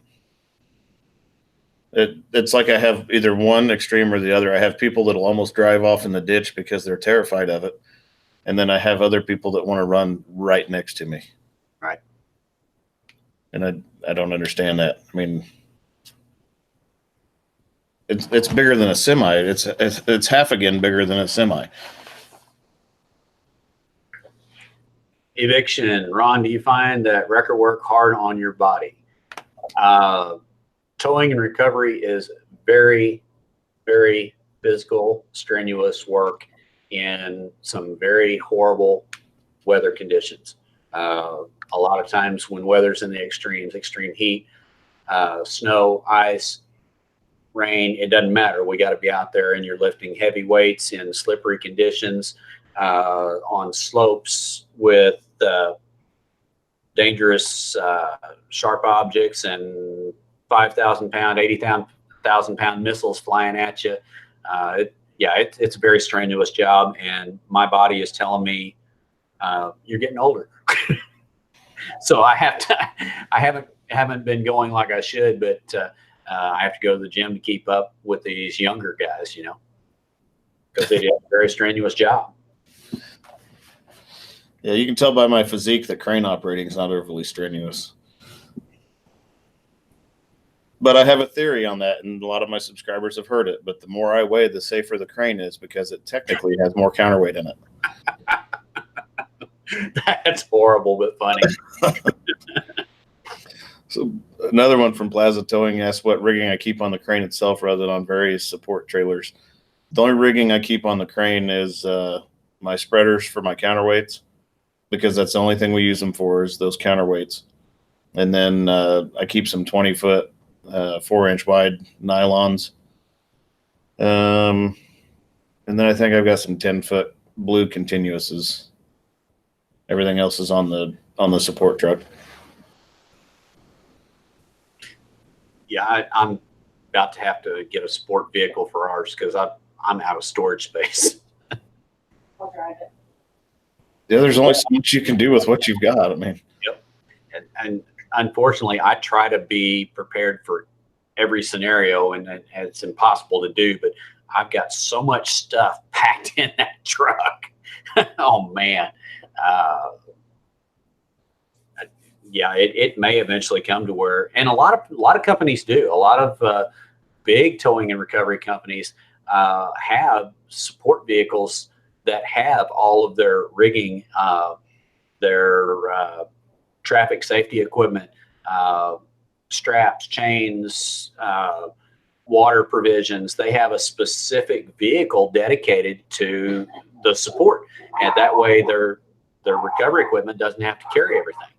it comes in on a support vehicle. Yeah, and I've started doing that kind of with our crane, with our support vehicle with the crane, is I've got really heavy lift rigging and a set of boxes that I can throw them on the trailer if I know I'm going to go pick something heavy. And then I keep a lot of rigging on just the support trailer alone, but I can kind of change things around based on what I'm going to go pick. There's one I recognize, Commissar 0617. Yeah, an attenuator would be great. Love to have one. For anybody that doesn't know what an attenuator is, if you've seen some of the state vehicles, some of them are called scorpion tails. They have these fold up, or sometimes they're static, but they are hooked to the back of a vehicle. They normally have flashing arrows and some kind of accident suppression device on the back so that it cushions the blow if they were rear-ended. And they set behind a scene to protect the scene, much like a fire trucks in our area act as blockers. They sit at a 45-degree angle and block the lane that us first responders are working in. State vehicles have these attenuators. Crash bumper, Frank, right? Yeah, basically a crash bumper. But some of these are 20 foot long, and they're designed to absorb the impact of a vehicle crashing into it, much like the water-filled barrels in front of a Jersey barrier. Most people have probably seen that, the yellow barrels that they fill with water, crash barrels, to absorb the impact so that the drivers aren't hurt as bad. Well, and that's not only for the protection of the crew out there. That's the crash bumper also protects the driver of the vehicle that runs into it. Correct. Takes a lot of the impact out of it. Eviction, crashy, smashy accordion. Yep. There you go. Look at it. W Pro 3, we do have some wide body shackles.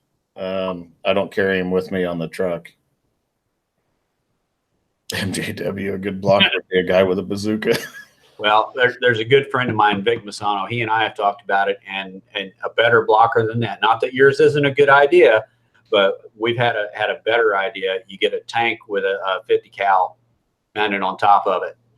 So you've got the tank turret that can swing in any direction. Plus, you've got the guy manning the 50 cal on top of it. That's a good deterrent. Slow down, move over, or else. Yeah, that would do it. If you're in the area, I'd use the old Tadano to block about 4 lanes of traffic for you. Well, the fire departments hate to do it because they're about the same price as a Rotator. They anywhere from $500,000 to $1 million worth of equipment sitting there. It's designed to be used for emergency services, and they've got tools and everything on that vehicle, and they don't want to lose that vehicle, but it's better to have that vehicle hit than to lose a life on the scene that's trying to work that scene and help save a life. It's better to lose that vehicle and have it get hit, because it can be replaced. People can't. Yep, exactly. Chris says, put spike strips down, get extra toes. Okay, apparently Mom Pratt's over here having a private conversation with somebody. I'm reading the comments. Aaron McKnight. Oh, got caught. Alan McLaren Jr. says, great to see 2 of my favorite channels on a live stream, as well as a 3rd commenting. Well, thanks for that.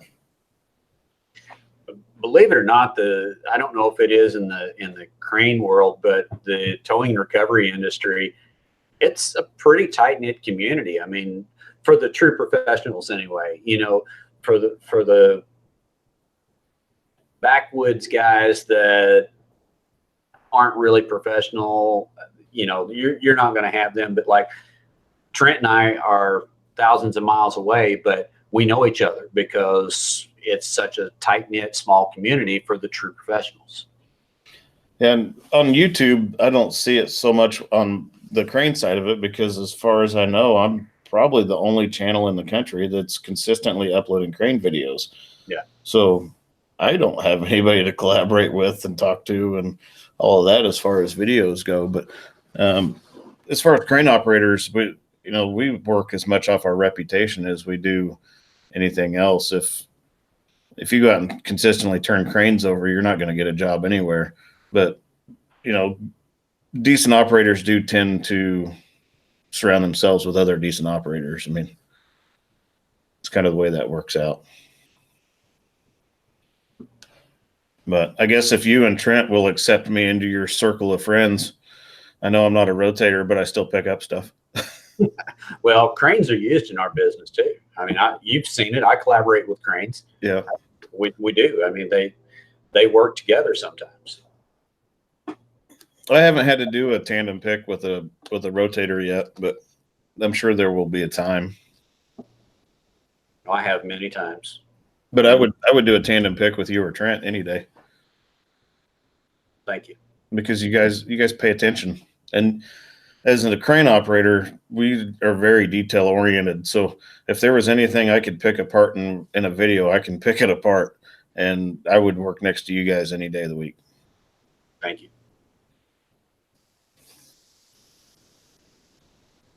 Sylvia says, watching both your channels, I realize you do use geometry in life after high school. Oh yeah. That's one of the big things that I tell people on my channel all the time. People ask, what do they need to know to get into the business? I said, well, if you're still in school, focus on your math, geometry, physics, trigonometry, because it's used every day. You're going to use it in your job every day.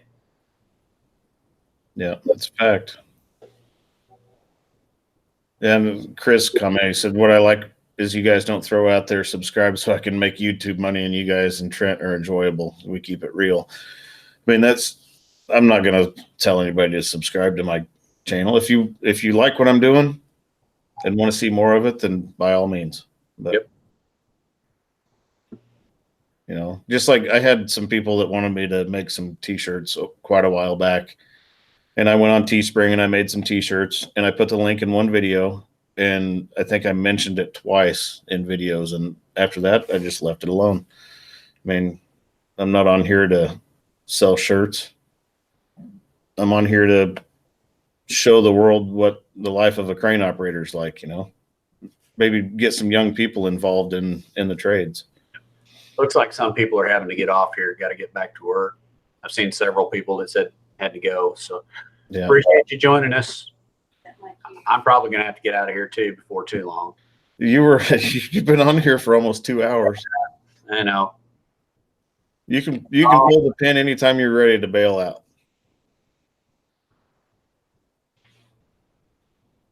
Don't feel obligated to stick around. I appreciate you coming on and being a guest and answering answering questions that I get a lot. And okay, Hammerhead.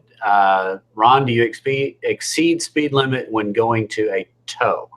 To a standard tow, no. Only when we're called and requested to run code are we allowed to break or go beyond the fascia speed limit, prima facie speed limit. But there is a huge amount of responsibility and liability for being able to run code. Let's say you come up to an intersection, and the same applies to the fire departments, at least in our area. Fire departments, police departments, they're all the same. If you come up to an intersection, even though you're running code, you've got to slow down and make sure it's safe before you proceed through. Because if you go through and there's a crash and you're involved, you're at fault because you broke the law, even though you're running code. At least that's the way it is here. It may be different in other areas. And a lawyer is going to beat that to death. I can guarantee you're not going to win in court. Even if you're running code, you run through a stoplight or a stop sign, somebody hits you, you're going to be at fault. It's just the way it is. It's sad, but that's the way it is. So there is a lot of liability involved. We do not do a lot of speeding for the simple fact that the few miles that we're going to go here, running 90 versus running 70, which is the speed limit, you're not going to make up that much difference in time, maybe a few seconds, and that's it. So it's not really worth it. The main reason we use the lights and siren is in traffic backups, when we're trying to get traffic to move over and get out of the way so that we can get to a scene. That's one of the biggest uses for us. The red lights are also, red and blue lights are especially helpful when we're on the side of the road. We can use them there to alert traffic and have them move over and get over for us. But once we leave the scene, we have to turn those off. We can't use them because we're no longer at an emergency situation. I'm glad I don't have to run code. Like I said earlier, the old Tadano just wouldn't do it. It's limited to 53 miles an hour, and it'll do 53 on flat ground. You get to a hill, no way. Yep. And at that point, it's burning fuel faster than they can refine it.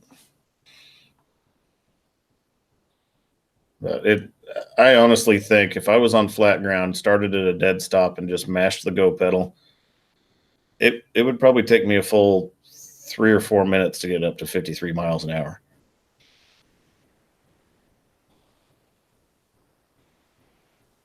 Sandy, that seems to be pretty common as far as I know. At least around here, that's the way it is. You don't blow through the intersections. You just don't.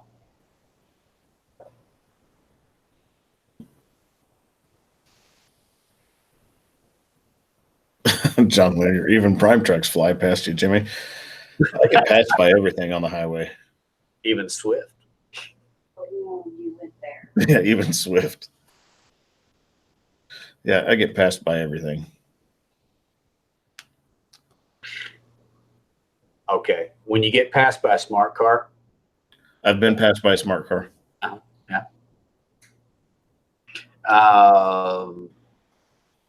Just in case, how large of an area do you serve? Is that for me or Jimmy? Or, well, I guess we'll just both answer. For our basic emergency services, probably about a 50-mile radius for emergency services. Towing and recovery will go anywhere we're called. We're licensed for most all 48 states, and with permission, we can go into Canada. Yeah, we'll go as far as someone wants to pay us to go, but crane time starts when we leave the shop and it stops when we get back. That's the way it is with us too. So, I mean, we've gotten calls to go clear out into western Kansas, and by the time they calculate what it would cost to get us there, they typically get someone out of Denver because it's closer. Okay, I kind of made fun of you a while ago, so I'll make fun of myself. My wife and I were in Texas. We actually got passed. We were in a traffic jam. We got passed by a guy in a wheelchair on the sidewalk on the interstate. This was like an eight lane wide interstate, and there's a guy in a wheelchair going faster than we were. You just have to to the car. Oh, now I'm not going to tell that part. Plaza asked what permits are required. I'm over width, overweight, and I think I'm over typical length. But I'm not long enough to require police escort. So those are the 3 permits. Okay, Commissar 0617, where are you out of? I see you on my channel a lot, and I try to respond as often as I can. Where are you from?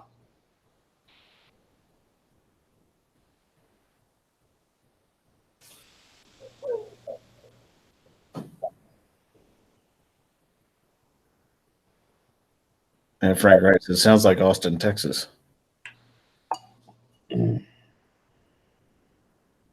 Minneapolis.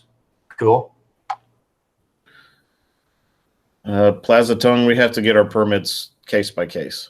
We don't get a blanket permit for Missouri. Now, we can get a yearly permit for Illinois, a blanket permit for Illinois, per truck basis, but they're kind of pricey. And really, I hate Missouri's permit laws. Oh, yeah. If Missouri wanted to bring in more industry to the state, they need to start relaxing their permit laws because it's unreal. We end up, especially around here, we have a lot of heavy hauls, super loads that come through this area. I mean, we have a lot of them because we've got I-55 and I-57 split just to the south of us. So you've got two major north-south intersections right there. And then we have Highway 60 that goes all the way over to Springfield, Missouri. So we've got a lot of super loads coming through here. 55 is highly traveled. It's one of the main routes from north to south through the center of the U.S. And the state routes these super loads and some of the heavy hauls that aren't classified as super loads through 2-lane roads, a lot of 2-lane roads rather than on the interstate. And it's a common occurrence for us to have to go out and follow these heavy hauls and super loads so that we can pick up the back end of their trailer and slide them around these tight curves through some of these 2-lane roads that they're being routed on. But they have no choice. The state tells them what roads they will run on. Yeah. I'm lucky that, I mean, we're just under the weight for super load. So, I mean, that works out because super load permits, they're stupid expensive. And I think it takes 2 weeks to get them in the state of Missouri. Does it? And I mean, I know at one point in time, I think GE was talking about building a wind turbine factory right down around Boonville or someplace. And when they started looking at what it was going to cost them to permit their loads out of there, they built it somewhere else because Missouri's permit laws were just ridiculous. But we can get a blanket permit for Kansas. Can you? But, you know, Missouri needs to really think about that. If they want to bring more industry to the state, they need to work on their permit process.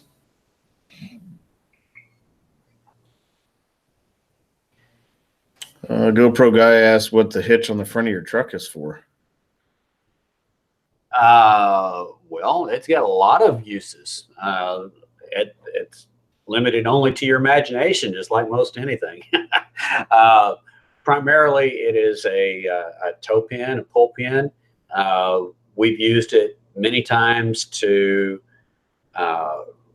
redirect line from another one of our towing and recovery units. We'll hook a snatch block up to that pull pin so that we've got a winch line off the front of my truck.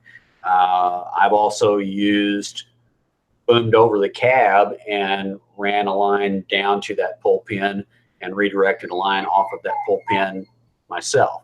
But it's basically designed to be recovered if my truck is stuck. It's used as a pull pin. But the ones on Peterbilt, they have special connections, if I'm not mistaken, and I could be wrong, but I think they have special connections where they'll interlock with other pieces of equipment to be able to use as pusher trucks too. Yeah, I've got one on the front of the Tadano. I've had to use it a few times on house jobs where I've gotten myself stuck. Unfortunately, both times I've gotten stuck, they had a D6 on site. So I was able to get pulled out without having to call anybody. All right, Jimmy, I'm sorry. I'm going to have to hop off here. I got phone calls coming in. So, well, you stayed a lot longer than I anticipated. You're a trooper. Well, I appreciate you coming on, Ron. It's been nice having you on here. Thank you. Thank you. We'll have to do it again sometime. Jim Posey. Ron, reach over the front and pick the front of your truck up with the tow pin. I don't think that's how any of this works. I don't think that's not how this works. That's not how any of this works.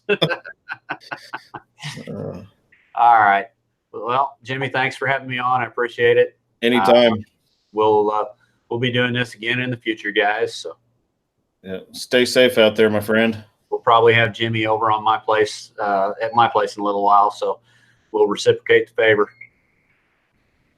Yep. Stay safe out there. It's a dangerous world that we're in, especially yours being on the side of the road. It is. I'll do my typical sign off as always. Thank you for watching, and God bless, guys. Thanks, Jamie. Thank you. Have a good week. You too. All right. So I've got about 4 minutes left of my live stream. Whatever you guys want to talk about for 4 minutes. Let's see. Lauren H has come up to Michigan. We can haul 160,000 pounds with no permits for trucks plated for it. Wow, that'd be nice.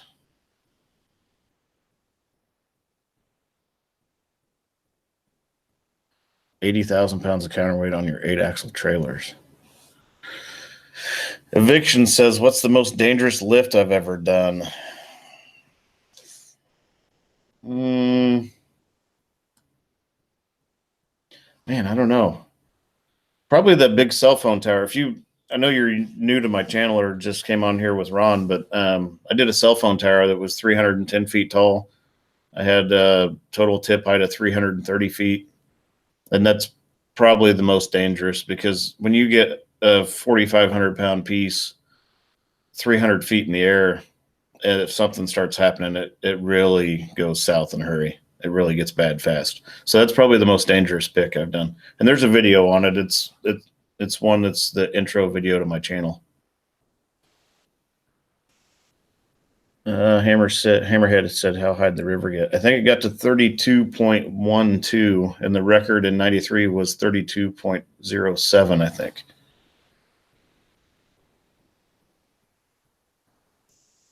John Hanger, I remember seeing that crazy one where the guy was close to flipping over his crane. Yeah, that one's still on there. Matt Lee, how are you doing? Says, I know you said you cannot pull with your crane, but can you use the tow pin on your crane to redirect? I cannot. And the winch on the Tadano, it's only got a 16,750 pound line pull, so it would be pretty helpless trying to get that crane unstuck.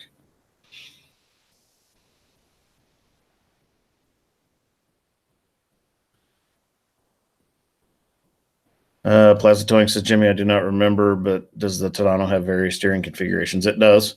I can round steer, I can crab steer, I can steer with the front only, or I can steer with the rear only. MJW, I do have an anemometer. Meadowview Lawn Care on a lift like that, what's the boom deflection? I think the boom deflection, if I remember right, was right around 8 or 9 feet. I had 197 feet of main boom out with 123 feet of jib on the end.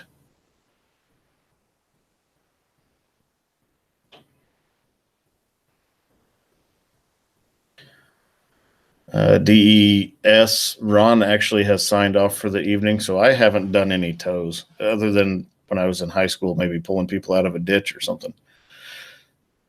Barry Hansen, they did lose a dam in Nebraska, and that put a whole lot of water down our way. Matt Lee, yeah, this is good to see you both together. Jimmy, Ron is a great guy with a great channel, and we've been chatting back and forth for a while. And he did his first live stream last weekend, and I invited him onto one this weekend on my channel, and it worked out great.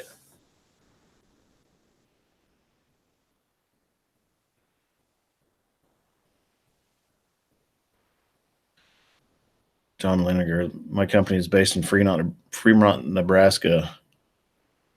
Was used as stage Red Cross. The whole town is almost a write-off. It's Nebraska. There's towns in Nebraska that have been basically wiped off the map. It's terrible.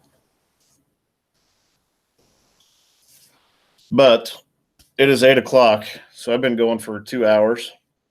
I appreciate everybody coming and watching.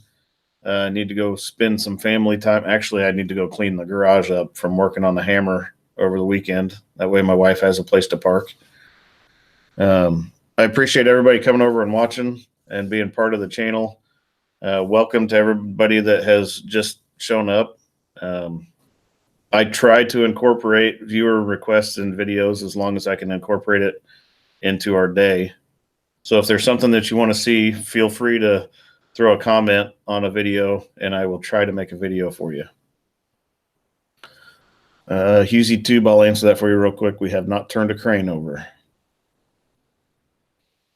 So anyway, everybody have a safe week.